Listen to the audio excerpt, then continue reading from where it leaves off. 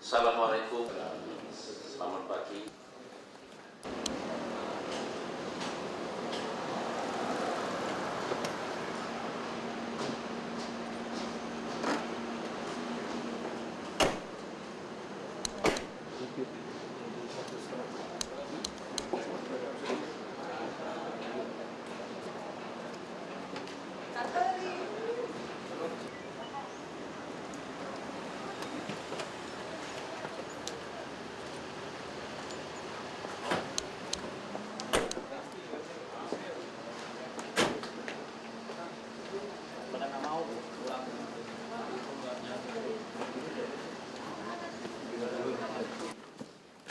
Aturan main nanti kalau ada pertanyaan, nama dan dari media mana.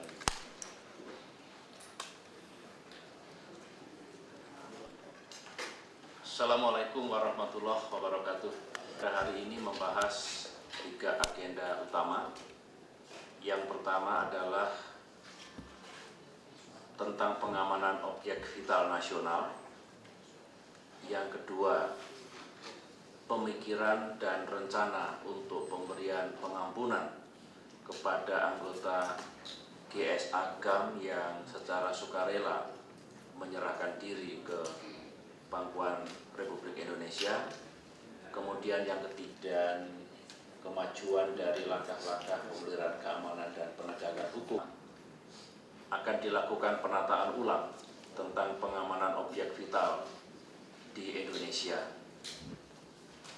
Akan dirumuskan nanti objek-objek vital mana yang pengamanannya sepenuhnya diserahkan kepada instansi yang bersangkutan. Kemudian objek-objek vital mana yang di samping dilakukan secara lokal oleh instansi itu, negara juga memberikan bantuan pengamanan karena sifat dan nilai strategis dari objek vital itu. Dan pada prinsipnya, kepolisian akan mendapatkan peran dan tugas untuk melakukan pengamanan objek vital itu, meskipun dalam kondisi tertentu TNI diberikan tugas untuk melakukan pengamanan objek itu. Misalnya pengamanan objek vital di Nanggro Aceh Darussalam, Exxon Mobil, Arun misalkan, dalam situasi darurat militer ini dan dalam konteks pemulihan keamanan secara umum, tugas itu masih akan diemban oleh TNI.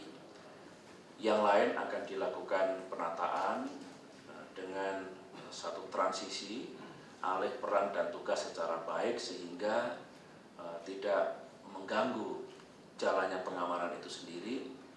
Di satu sisi pihak kepolisian juga telah memiliki kesiapan untuk mengemban tugas itu. Selebihnya TNI juga bisa melakukan tugas yang lain yang sebenarnya dapat dilaksanakan oleh pemerintah mempunyai etikat baik untuk menyelesaikan persoalan-persoalan Aceh itu secara damai dengan menjunjung tinggi hak dan martabat manusia. Dan karena itu, setelah 6 bulan dilakukan operasi terpadu di Nanggro Aceh Darussalam dan dengan menimbang-nimbang kekuatan GAM yang ada sekarang ini, maka pemerintah mulai memikirkan langkah-langkah untuk memberikan amnesti ataupun abolisi kepada mereka yang sekarang ini draftnya sedang kami bahas untuk difinalkan secara lebih detail dengan mempertimbangkan waktu kapan akan diberikan dengan timing yang tepat dan dengan memilah-milah apakah mereka betul-betul terlibat dalam gerakan separatisme GAM ataukah mereka yang berlindung di balik GAM tapi melakukan kejahatan biasa atau juga melakukan kejahatan-kejahatan lain tergolong seperti terorisme atau juga melakukan kejahatan yang dapat digolongkan sebagai situasi dapat dikendalikan dengan menambah kembali kekuatan dari Polri dan TNI di wilayah Poso dan Morowali.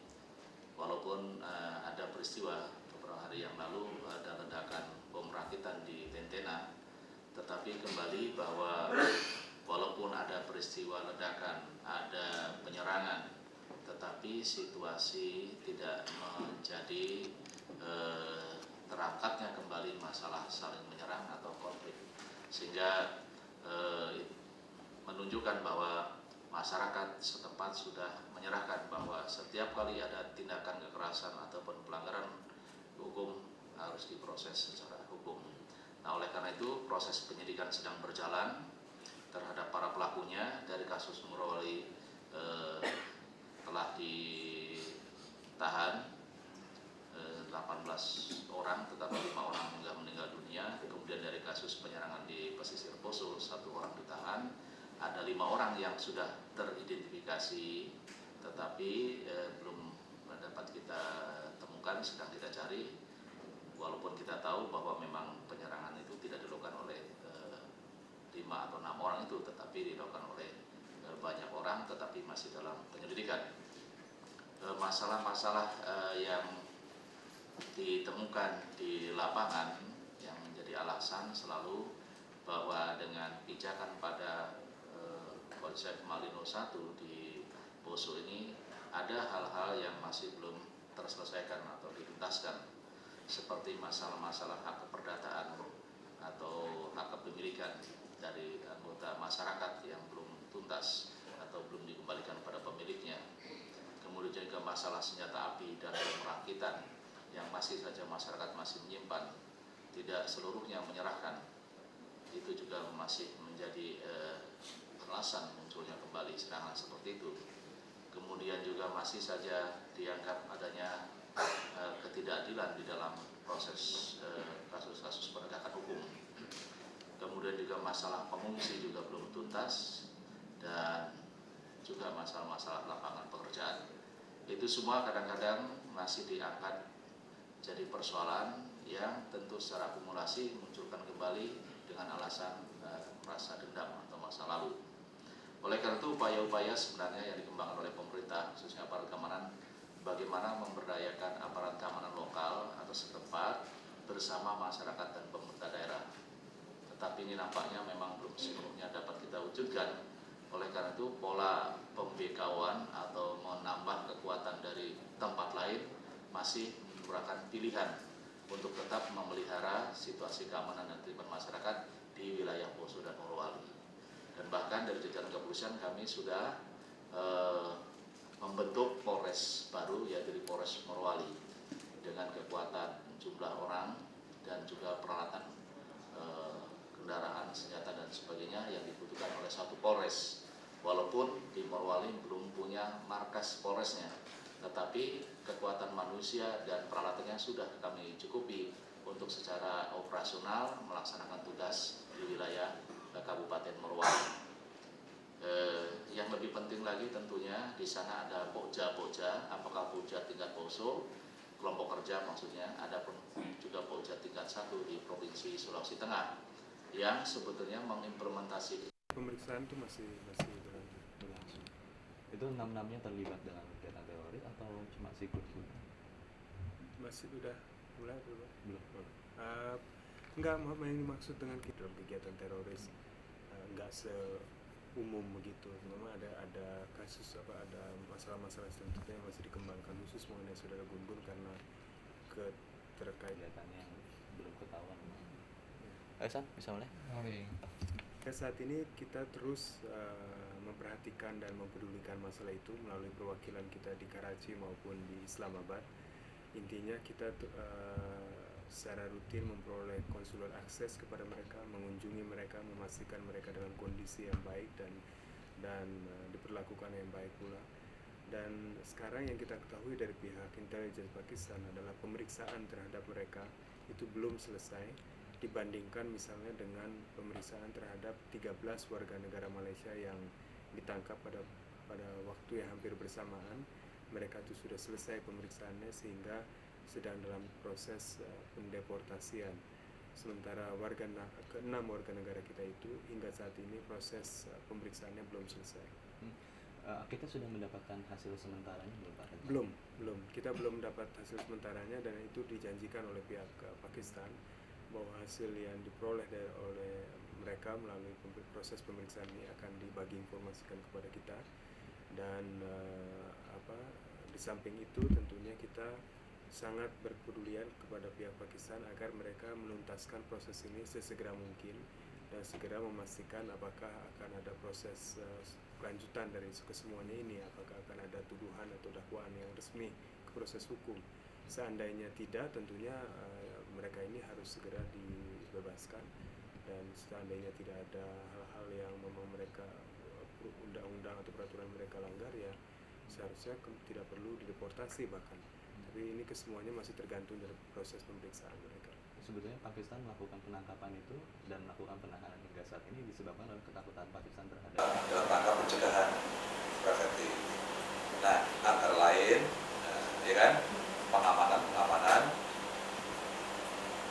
pusat kegiatan masyarakat. Pusat kegiatan masyarakat itu bisa di mall, bisa di tempat rekreasi, ya kan, bisa di terminal, di prevensi, ya, untuk pencegahan. Sehingga di daerah-daerah penyeberangan, mau itu di daerah Merak Bakauheni, mau itu dari Ketapang Gilimanuk dan sebagainya termasuk keluar. Bahkan kemarin kan intensifikasi unit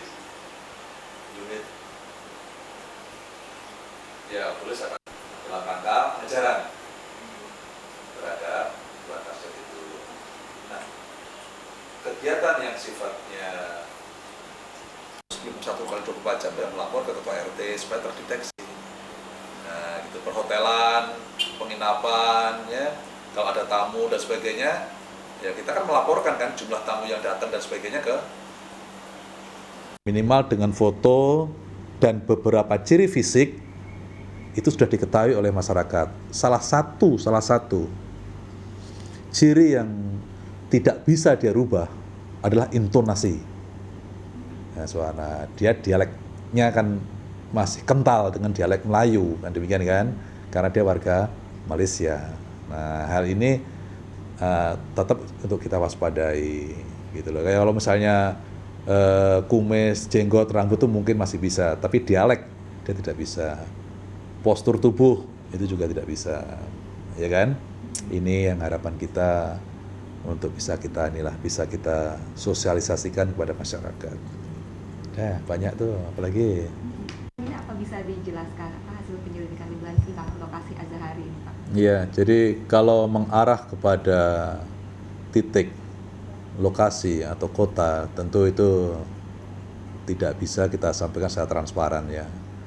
Namun percayakan kepada aparat kepolisian bahwa komitmen Polri yang sebagaimana disampaikan Bapak Kapolri, seluruh satuan kewilayahan, ya, sampai dengan detik ini masih intensif unit-unit yang diturunkan di lapangan untuk melakukan pengejaran terhadap dua target operasi kita yang belum tertangkap, ya, Dr. Azahari dan Nurdin Muhtob. Nah, itu lokasinya tidak bisa diumumkan, tapi kan sudah diketahui oleh saya kira kita tidak bisa menyampaikan secara transparan langsung pada titik lokasi, ya. Harapan kita demikian, ya, bahwa upaya pengejaran itu tetap jalan, peran serta masyarakat mohon untuk bisa konkret, kita bisa menerima informasi dan tidak ada keresahan gitu. Tapi ya waspada itu saya kira itu tetap, ya, karena apa? Dua orang ini kan masih memiliki sisa bahan peledak, bahkan kecenderungan dalam gerakannya untuk melengkapi diri dengan bom yang melekat pada dirinya itu masih berpotensi ada, ya. Jadi sekali lagi kita belum bisa menyampaikan di mana yang bersangkutan, tetapi aparat kepolisian dari waktu ke waktu secara koordinasi terus, ya, berupaya untuk mempersempit ruang gerak daripada dua orang ini. Berarti lokasinya sudah diketahui penyidik? Saya mohon dengan sangat, ya, itu pokoknya yang jelas operasi satuan tugas yang ada di lapangan terus berupaya untuk mempersempit ruang gerak daripada yang bersangkutan. Itu aja, ya. Jadi kira-kira seberapa besar sih efek sisa-sisa bom yang masih dimiliki? Kita sekarang jangan kita analisis melalui pendekatan kuantitatifnya. Kuantitatif artinya demikian, pengakuannya sekian kilo, kemudian sudah dipergunakan di tempat A, di tempat B, C, sehingga sudah berkurang. Tapi mari kita lihat daripada kualitas atau akibat yang ditimbulkan di tengah-tengah keresahan masyarakat. Oleh karena itu kita sampaikan, kepolisian selalu menghimbau jangan memunculkan keresahan di tengah masyarakat, namun harapan kita masyarakat tetap bantu polisi untuk menginformasikan dan waspada, gitu saja. Langkah-langkah antisipasi baru sebatas ini ya, baru dokumen yang lama ya. Kira-kira apa ini? Hanya pemeriksaan dokumen aja tadi, klarifikasi dokumen saja. Tidak ada pertanyaan yang banyak gitu loh Pak. Hanya klarifikasi dokumen-dokumen LC yang ada disita oleh pihak Mabes Polri gitu loh. Ada yang dibantah Bang? Dokumen nggak ada yang dibantah, karena itu memang semua benar ya. Kalau dokumennya udah benar, tidak ada yang dibantah bahwa itu benar gitu loh. Bang, bagaimana tanggapan klien Abang terkait dengan pernyataan dari Coach Adiono sama si Nirwan Ali yang menyatakan bahwa dirinya sebenarnya hanya dikorbankan oleh Pak Edi Santoso? Itu tidak benar, nggak benar itu. Justru kunci itu ada di kepala cabang sebenarnya. Persoalan di kepala cabang, dan itu sudah dilaporkan bagian pusat, kantor pusat. Jadi semua mekanisme itu sebenarnya finalisasi itu sebenarnya ada di pusat gitu loh. Karena ini transaksi triliunan, nggak mungkin tidak. Tapi dengan kepercayaan yang diberikan oleh Pak Sadiono ke Pak Edi Santoso ternyata disalahgunakan, itu bagaimana Pak? Justru Kusdiono itu yang terakhir gitu loh. Parab terakhir tuh dia, decision maker terakhir di cabang tuh dia gitu loh. Dia nggak bisa membalikan persoalan seperti itu. Karena decision maker yang terakhir itu ada pada dia gitu loh, sebagai kepala cabang gitu loh. Nah Pak Edi itu kan hanya tahap ketiga setelah checker dan penyelia gitu kan, proses pemeriksaan dokumen itu. Klien Anda melihat ada orang pusat yang seharusnya diperiksa? Ya lihat aja para direksi itu kan, para direksi itu tanya aja sih itu. Menurut klien Anda gimana? Karena itu kan dari bulan Juli 2002 sampai Juli 2003 itu kan transaksi itu kan dilaporkan terus ke pusat. Nah di situ kan akan kelihatan kalau seandainya itu tidak benar, harusnya pusat stop dong. Yang dipungut oleh klien saya selama 20 tahun bekerja di BNI. Klien saya itu sudah bekerja di luar negeri, BNI luar negeri, di Amerika, di New York, sebagai dosen, sebagai ini gitu loh. Jadi kami menggugat uang itu memang haknya dia selama 20 tahun bekerja gitu loh. Kenapa BNI menahan uang itu? Uang itu kan akan diserahkan kepada istrinya, tapi BNI tahan uang itu. yang 238. Ya, itu 238. Kenapa harus dititipkan lewat satpam segala? Jadi ditahan, orang ditahan. Jadi dia mau uang itu ditahan mendadak gitu loh. Jadi kelabakan gitu. Gimana orang tak tahu datang pihak petugas menahan dia, uang itu dalam posisi terjepit dia tak berdaya. Tidak uang cash. Uang cash, uang tunai. Diambil dari Uang tunai dibawa dari rumah. Dari rumah untuk Rencananya dimasukkan ke bank mana itu? Nah, itu belum direncanakan. Memang itu mau dimasukin ke bank untuk didepositokan gitu loh. Karena kita merasa tidak aman simpan di rumah. Jadi itu dia juga suka main palas gitu loh. Jadi pedagang palas yang sering dia